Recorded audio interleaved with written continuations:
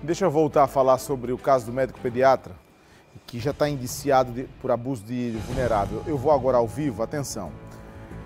Eu disse agora há pouco que a gente tinha a obrigação de dar o direito à defesa falar. E é isso que a gente faz agora. Eu vou chamar o Simon Cavalcante, que está com a defesa, o doutor Aécio. E está ao vivo com ele agora. Você pode acompanhar através do YouTube, comentar, mandar sua pergunta também, o seu comentário através do nosso WhatsApp 993321212. Fique à vontade para você participar. Vou ao vivo com o Simon. Simon, eu sei que no senso comum muitas pessoas vão dizer assim: poxa, mas como é que alguém tem coragem de defender um homem desse?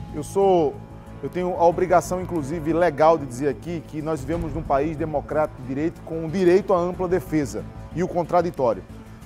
Um advogado serve, inclusive, com um papel muito importante para que todo o processo seja transcorrido dentro da legalidade e depois não reste dúvida se a vítima foi inocentada ou acusado do processo ter sido legal. Esse é o papel do advogado. E você vai entrevistar agora o advogado da parte apontada como suspeito de cometer esses crimes. Boa tarde. Boa noite.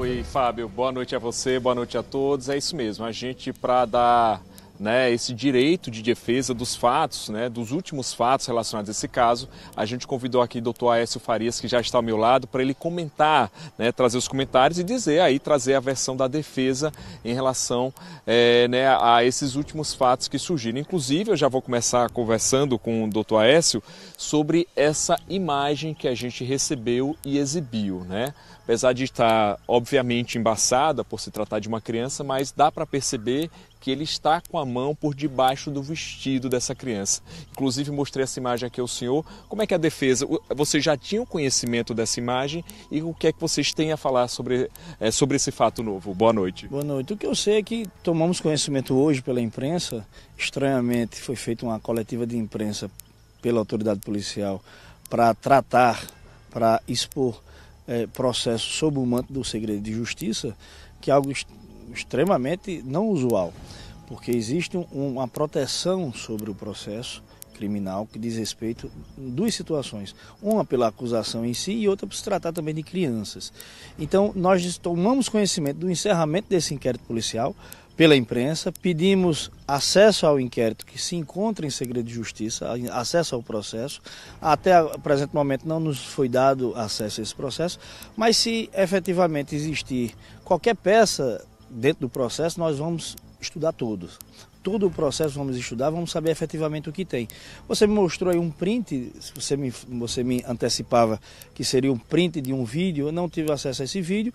Pelo print que você me mostra, imagem desfocada, enfim, nós precisamos ter acesso a isso para saber como é que foi feito. Tem algo chamado cadeia de custódia que deve ser respeitado, deve ser analisado. Se foi respeitada a cadeia de custódia, se foi submetida a perícia ou não. Então tudo isso tem que ser amealhado pelo processo, pelas partes, pela justiça. Então, é um processo, diga-se de passagem, muito rumoroso. Agora, é de se estranhar as críticas que são feitas ao Judiciário e ao próprio Ministério Público. O Ministério Público e o Judiciário são compostos por homens e mulheres honradas e honrados que tem no Ministério Público e no Judiciário uma profissão, uma carreira a ser seguida. Se o Ministério Público, no primeiro caso, foi pelo indeferimento da prisão, interpretando que não havia necessidade da prisão. O Ministério Público, ele assim o fez porque viu naquele momento que não havia necessidade da decretação da prisão desse cidadão.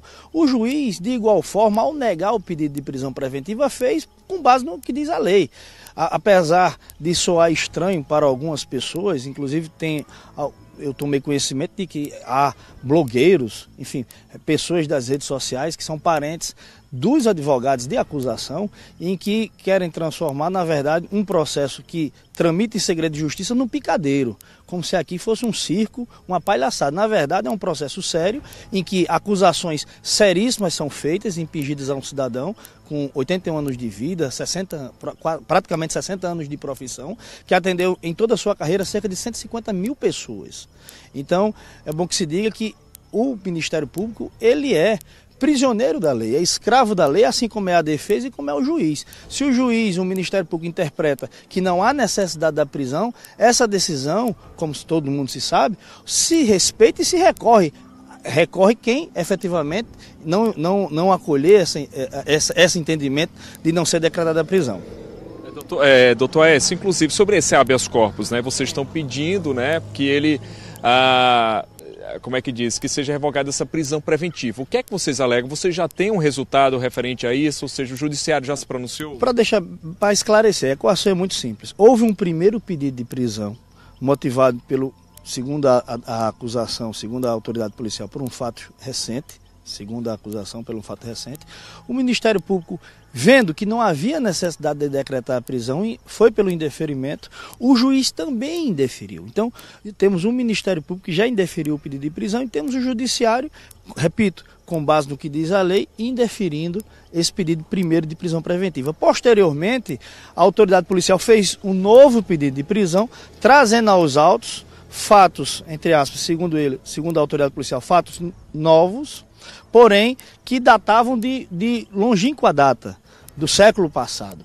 Então, em virtude disso, e como manda a lei, em virtude de não existir contemporaneidade e diversas outras situações legais, pedimos à Justiça que mantivesse a decisão anterior de não decretar a mais cruel das medidas judiciais, que é a prisão preventiva, por entender desnecessária essa medida. Ou seja, vocês ainda aguardam essa decisão, né? Doutor Aécio, muito obrigado por vir conversar aqui com a gente. Está aí, né? A gente abriu espaço para que a defesa do médico, né, pudesse se pronunciar.